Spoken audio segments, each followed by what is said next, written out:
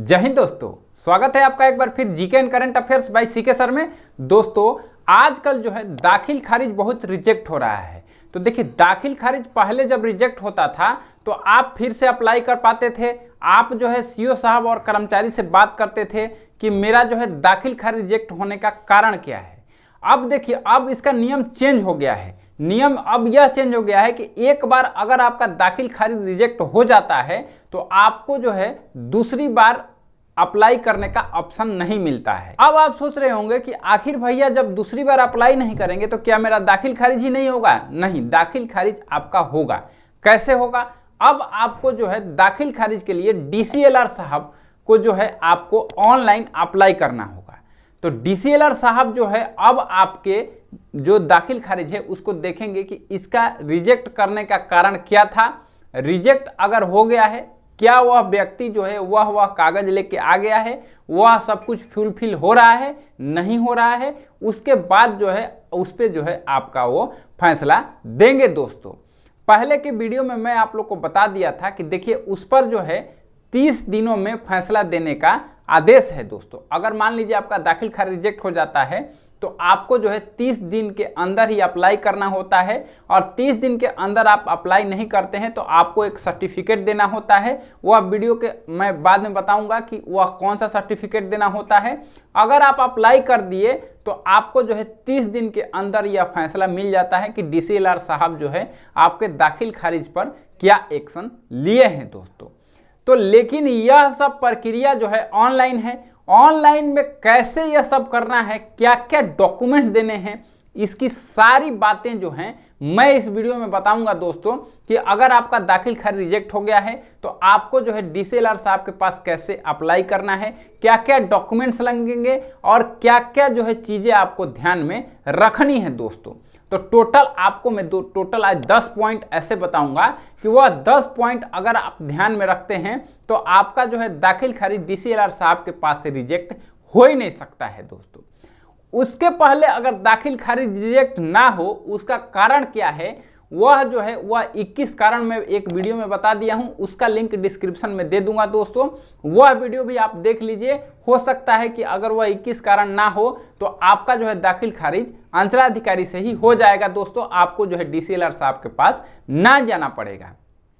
अब बात करते हैं कि देखिए अगर रिजेक्ट हो गया तो डीसीएलआर साहब के पास क्या क्या करेंगे। तो आइए चलते हैं वीडियो की ओर। उसके पहले दोस्तों अगर आपने अभी तक चैनल को सब्सक्राइब नहीं किया तो चैनल को सब्सक्राइब कर लीजिए यार, क्योंकि ऐसे ही जो है वीडियो आप लोग के लिए मैं हमेशा लेकर के आते रहता हूं। तो आइए चलते हैं वीडियो की ओर। दोस्तों बिहार में जो है दाखिल खारिज बहुत ज्यादा रिजेक्ट हो रहा है, इसके लिए जो है नए नए नियम आ रहे हैं। दोस्तों देखिए नियम अब ये आया था कि दाखिल खारिज को है ऑनलाइन ही किया जाएगा, ऑफलाइन नहीं किया जाएगा। उसके बाद जो है फिर से जो है बार बार रिजेक्ट होता था तो उसमें जो है फिर सीओ कर्मचारी का कुछ पैसे का लेन देन होता था, मतलब जब करप्शन बढ़ रहा था। इसके लिए जो है अब उसमें नियम लगा दिया गया कि एक बार रिजेक्ट होगा तो अब डीसीएलआर साहब के पास जाना पड़ेगा। अब उसमें भी जो है काफ़ी डिले हो रहा था, पेंडिंग में रख दिया जा रहा था। पेंडिंग में कोई आपका अंचलाधिकारी दाखिल खारिज को ना रखे, इसलिए फीफो लगाया गया, यानी फर्स्ट इन फर्स्ट आउट, यानी पहले आओ और पहले पाओ के आधार पर। अब बात करते हैं कि मान लीजिए आपका दाखिल खारिज किसी कारणवश रिजेक्ट हो गया। दोस्तों तो अब आपको दाखिल खारिज के अपना कराने के लिए आपको जो है जो डीसीएलआर साहब के पास अप्लाई करना होगा। दोस्तों तो सबसे पहली बात यह है दोस्तों कि आपको जो है दाखिल खारिज अप्लाई कौन करेगा। तो देखिए दाखिल खारिज अप्लाई करने के लिए कोई भी आदमी कर सकता है, या वो वादी हो या प्रतिवादी हो या कोई भी अन्य व्यक्ति जो है आपका दाखिल खारिज के लिए अप्लाई ऑनलाइन डीसीएलआर साहब के पास कर सकता है। दोस्तों दूसरी पॉइंट यह है दोस्तों कि देखिए डीसीएलआर साहब के पास जो है दाखिल खारिज को आपको कराने के लिए ऑनलाइन ही अप्लाई करना है। दोस्तों तीसरा पॉइंट यह है दोस्तों कि देखिए डीसीएलआर साहब जो है अगर आपने दाखिल खारिज के लिए अप्लाई कर दिया तो वह जो है बाध्य हैं कि 30 दिन के अंदर ही आपके दाखिल खारिज का फैसला दे देंगे। दोस्तों अब बात करते हैं चौथे पॉइंट की। तो देखिए चौथा पॉइंट यह है यथासंभव आपका जो एप्लीकेशन है वो टाइप्ड होना चाहिए। देखिए यह नियम इसलिए है दोस्तों, आप सोच रहे होंगे कि ऐसा यह नियम क्यों, क्योंकि देखिए हैंडराइटिंग जो है सबकी एक जैसी नहीं होती है। वह हो सकता है हैंडराइटिंग जो है पढ़ने में डीसीएलआर साहब को या जो है उनके कलर को दिक्कत हो सकती है, इसलिए ऐसा कहा गया है कि अगर आप टाइप करके अपना एप्लीकेशन जो है अपलोड करते हैं तो वह सबसे बेटर होता है। अब आप सोच रहे होंगे कि एप्लीकेशन टाइप कैसे करेंगे भैया।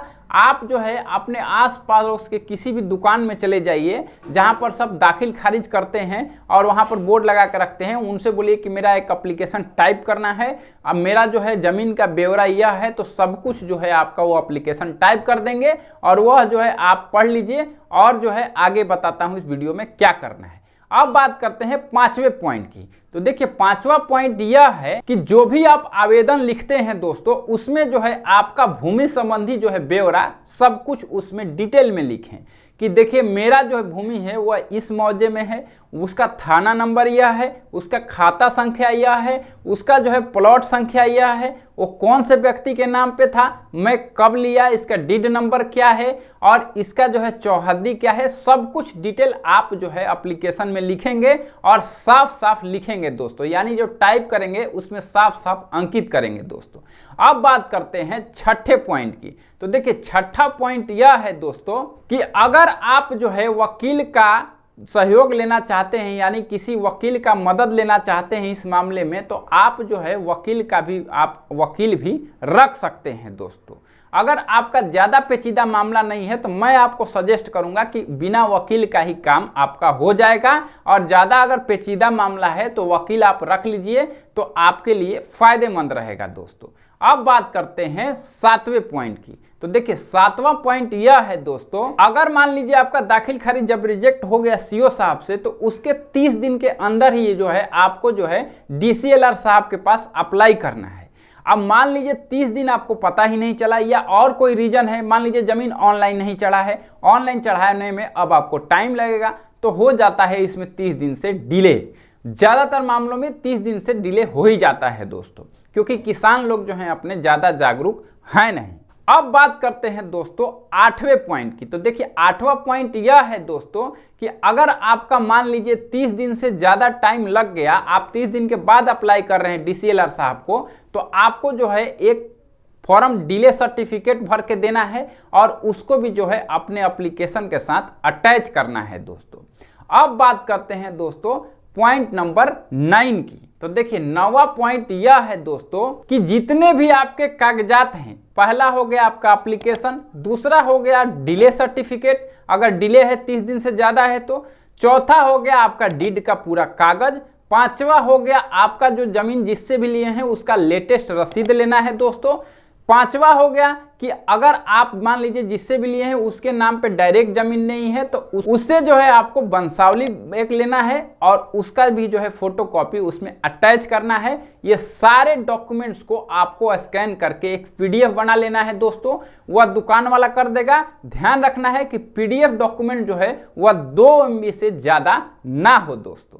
अब बात करते हैं पॉइंट नंबर 10 की। तो देखिए पॉइंट नंबर 10 यह है कि आपने सब कुछ किया दोस्तों और फिर भी मान लीजिए आपका डीसीएलआर साहब के पास से एप्लीकेशन रिजेक्ट हो जाता है, तब आप क्या करेंगे तो भाइयों, आपके दिमाग में एक क्वेश्चन आ रहा होगा ना, तो अब मैं बताता हूं, आपको घबराने की जरूरत नहीं है दोस्तों। अब जो है आप अपर समाहर्ता यानी एडीएम साहब के पास जो है अपील कर सकते हैं, यानी जो है सरकार जो है रैयत का सुनने के लिए सब कुछ तैयार है, बशर्ते कि आप रूल्स एंड रेगुलेशन को जानना चाहिए, आपको जो है जागरूक रहना है, अपने कागजात इकट्ठे करने हैं। मेरा प्रयास यही रहता है दोस्तों कि आप लोग को जागरूक करूं, तो मेरा वीडियो जो है बहुत शेयर कीजिए ताकि सभी लोग जागरूक रहें और अपना जो है दाखिल खारिज समय से करा ले दोस्तों। उम्मीद है ये वीडियो आप लोग को अच्छा लगा होगा। वीडियो अच्छा लगे तो वीडियो को एक लाइक कर देना, और अभी तक आप मेरे चैनल को सब्सक्राइब नहीं किए हैं तो चैनल को सब्सक्राइब करने के साथ साथ बेल आइकन को दबा करके ऑल पर क्लिक कर लेना। तो मिलते हैं नेक्स्ट वीडियो में एक नए टॉपिक के साथ, तब तक के लिए जय हिंद।